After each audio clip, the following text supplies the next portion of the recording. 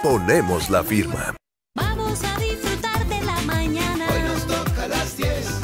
Saliendo a la 5 minutos pasaron de las 11 de la mañana y hoy volvemos a conectarnos con ella. Hacía tantísimo tiempo que no hablábamos con ella. Yo, mira, de hecho, en esta cuestión de empatizar, Santi, me he leído los últimos 3 discursos de Al Gore, los últimos 20 posteos de Greta Thunberg. Y también me vi todas las peleas del hombre vegetal cuando estaba en el Titanes del Ring. Y los documentales de Charlie Alberti también, estuviste viendo. Sí, y esto es verdad.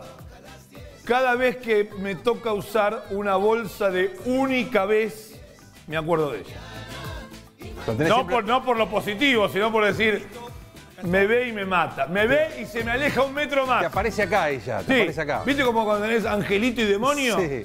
Y me aparece acá y me dice, bolsa única, te odio, bolsa única. XR4, ¿cómo te va? Muy buenos días. Hola, ¿cómo estás? Muy bien, sí. Estoy esperando que me banque la lluvia que estaba a 40 kilómetros. ¿Cómo? Qué lindo que estás esta mañana. Muy bien. Ya me estás predisponiendo bien, XR. La verdad que sí. Escúchame, ¿serías tan amable, por favor, de comunicarme con Thaís Gadea Lara? Nacho, ¿le gustará a Thaís el tiramisú? Y yo creo que sí, el tiramisú le tiene que gustar. Sí, porque no Sí. es vegana, es vegetariana. Como el queso. Bueno, no sé, no nos metamos en lío, pero yo creo que sí. Comunicando en Sí. 3, 2, 1, 0. Ahí está. Hola, Thaís, ¿cómo te va? Hola Nacho, ¿cómo estás? Bueno, muy bien toda la introducción. De hecho, te iba a contar que de Al Gore, en este momento, esta semana, se está realizando por primera vez un entrenamiento que él hace con su organización Climate Reality Project. Se está realizando esta semana el primer entrenamiento de forma virtual y yo estoy participando como mentora de mentores, o sea, apoyando a mentores en el entrenamiento. Así que muy bien ahí que lo mencionaste. Y te vi también en una foto que estás con Al Gore en algún momento. ¿O es una foto Sí, vieja? sí. La última foto que subí es de la COP25 en diciembre del año pasado, Ahí está. porque yo en 2014 yo fui entrenada por Al Gore como líder climática, entonces colaboro con la organización en estos entrenamientos que buscan justamente formar a personas alrededor del mundo en cambio climático para que después lo puedan aplicar en sus distintas profesiones. Así que por eso es la foto que habían hecho un encuentro con los líderes climáticos en diciembre y por eso la foto que parece foto de campaña, ¿no? La que teníamos. Escúchame, ¿juega tiramisú? ¿Te gusta el tiramisú? Sí. Sí, me gusta y vos bien hiciste la observación, yo soy vegetariana, en el caso de si fuera vegana y hay algunos ingredientes que se complican. Igual seguro que hay alguna receta de tiramisú vegano porque últimamente, sobre todo lo dulce, ¿no? Se adapta muy bien, pero sí, yo por el momento, siempre digo, por el momento soy vegetariana. Seguramente en algún momento haga el siguiente pasito a vegana. Ahí estamos. Bueno, nosotros ayer estábamos hablando de tener heladeras separadas, Thaís. ¿Por qué? Y porque ayer hubo... Y ayer tentó mucho. Ayer había ya... No te lo podemos decir porque... Estaba todo mal. Estaba todo mal. Estaba todo mal. Comí carne, huesos que salían. No, bueno, estás para el tema que vamos a hablar hoy, porque yo dije, este tema le va a gustar a Nacho, así que por eso lo propuse para conversarlo hoy, porque la semana pasada salió un informe que analiza justamente, investiga cómo son los patrones actuales de consumo en las dietas alimenticias de los países del G20 y la primera conclusión a la que llega el reporte es que estas dietas elegidas en los países del G20 están destruyendo al planeta por las características, ¿no? Y el predominio de ciertos ingredientes que tienen. Esto fue un reporte que se dio a conocer el jueves pasado y es realizado por la organización sin fines de lucro EAT, que justamente realiza todas acciones para transformar, ¿no?, nuestro sistema alimentario global para que sea más amigable con el ambiente. ¿Y por qué es que se centra? Recordemos, Argentina es uno de los países miembros, ¿no?, del G20. ¿Por qué es que se centra en analizar las dietas de este grupo? Bueno, justamente por lo que representa desde todo punto de vista económico, ¿no?, también desde el punto de vista de las emisiones este grupo, y porque también, mirá el dato que se da, si todos los países del mundo siguieran los patrones de consumo alimenticio que tienen los países del G20, para 2050 estaríamos necesitando hasta 7 planetas Tierra para poder soportar ese sistema, ¿no? O sea, Thaís, discúlpame. Sí. He escuchado, y más allá de cualquier humorada que se quiera hacer, 2050 como un deadline, ¿no? Sí. Vengo escuchando diciendo, si no se toman tales medidas para 2050, ¿es una casualidad? ¿Es una medida de tiempo? ¿Es 2050 justamente? Digo, porque ponele que 2050, ¿puede darse en 2045? ¿Puede darse en 2060? Sí. No, a ver, es depende el tema en el que nos centremos a analizar, porque te diría que en realidad la fecha, hablando por ejemplo de cambio climático, la fecha clave es 2030, claro, porque según las proyecciones científicas, a 2030 alcanzaríamos lo que se considera que tiene que ser el límite de aumento de la temperatura del planeta. Por eso es que se hablaba mucho en muchos titulares desde hace 2 años de que nos quedan, ¿no?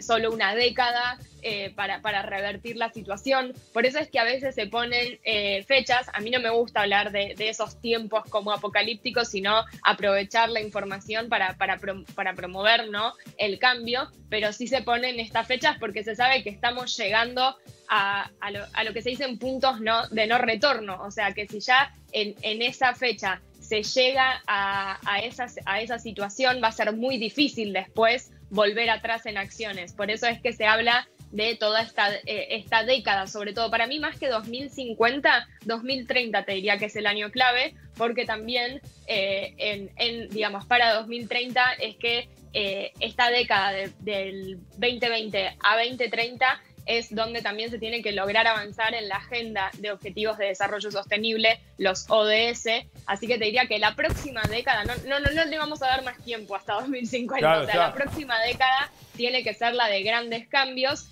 Pero acá sí lo que decían es que esta proyección o estimación que se hacía por parte del informe es que si todos los países se alimentan como se están alimentando hoy los países del G20, se necesitarían hasta 7 planetas Tierra para poder soportar, ¿no?, todo ese sistema de producción.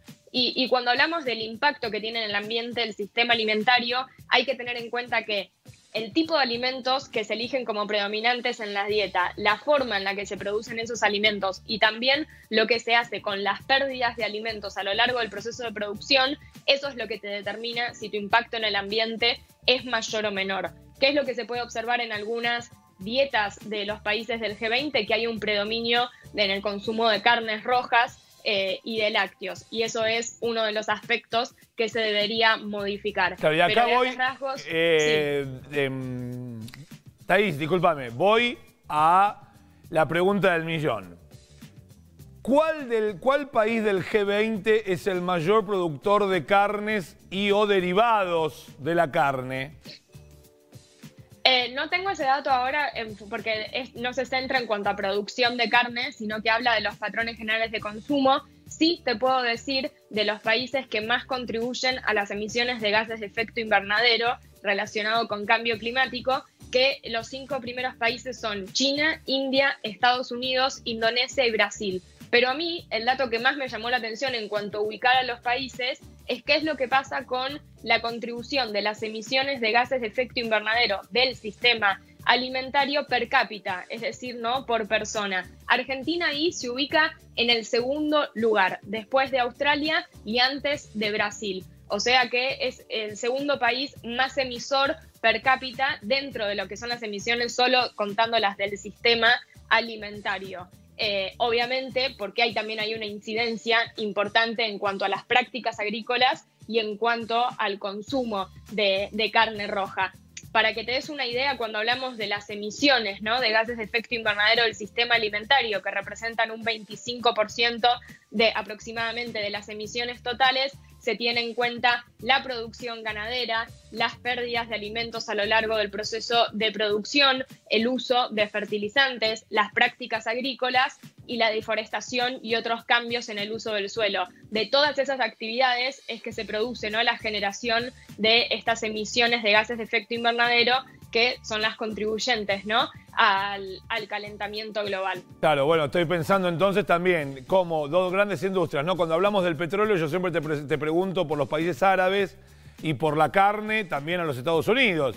Digo, dos emporios financieros, económicos, que en la alimentación, con lo que es la producción de carne y la liberación de gases para el efecto invernadero y los fósiles y el combustible fósil, en esos porcentajes, con esas dos líneas, ¿cuánto afecta al planeta? ¿No? Porque decir, mirá, el combustible y la alimentación, dos cosas que no se podrían, no es que no se pueden dejar de lado, sino que el reemplazo de esa energía también va a dar un mercado emergente de algo, porque va a haber un mercado emergente de energía para que los vehículos se muevan y el de la alimentación.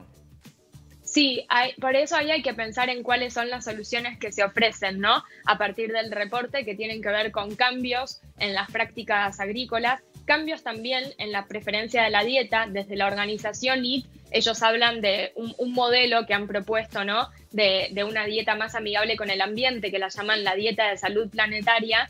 ¿Que en qué se basa esa dieta? Dividamos una torta, digamos, a la mitad, un 50% que tenga predominancia de verduras y de frutas, y en el otro 50% que haya mayormente granos integrales, aceites vegetales y en una cantidad moderada consumo de carnes y lácteos. Es decir, no es que es un modelo de dieta vegetariano o vegano, sino que se concibe el consumo de carnes y de lácteos, pero en una proporción moderada. O sea, la mitad de esa dieta que ellos proponen como más saludable con el ambiente está basada en verduras y frutas. Pero igual ahí tenés el inconveniente de, bueno, bajo qué prácticas agrícolas vas a producir esas verduras y frutas. No se trata de que únicamente, bueno, si el mundo fuera vegetariano tendríamos resuelto toda la cuestión. No, porque también hay mucho por modificar en las prácticas agrícolas, y en más te diría, uno de los puntos que marca en la pérdida de alimentos. Se pierden muchísimos alimentos a lo largo del proceso de producción y eso genera, digamos, es totalmente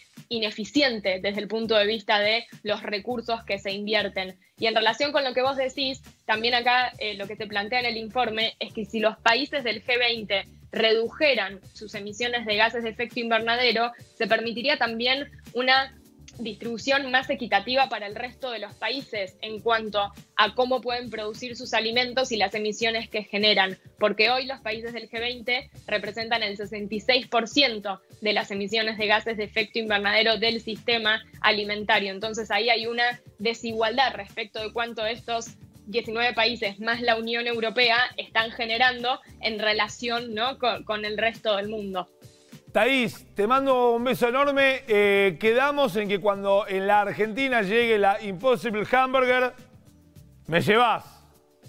Sí, te llevo. Igual mira, ya te voy a desafiar, sé que ahora yo no estoy yendo al piso porque estoy haciendo televisión desde casa, pero próximamente podemos hacer, hay ya un producto nacional que hace hamburguesas a base de plantas, así que ahí hay un desafío. Hace leche, hamburguesa, helado, hay varios productos solo a base de plantas, así que ahí me parece que podemos tener un primer intento. Bueno, está bien, no será la Impossible Hamburger, pero Impossible Burger es el nombre. Impossible, sí. Hay de las internacionales hay dos, la Beyond Meat y la Impossible Burger. Son las dos, digamos, que los dos modelos que más lograron, para que el público, por si no sabe lo que estamos hablando, son hamburguesas y carne también, porque también hay bife, hechos a base de plantas, pero que, o sea, buscan equivaler al sabor, a la textura de la carne. O sea, yo hubo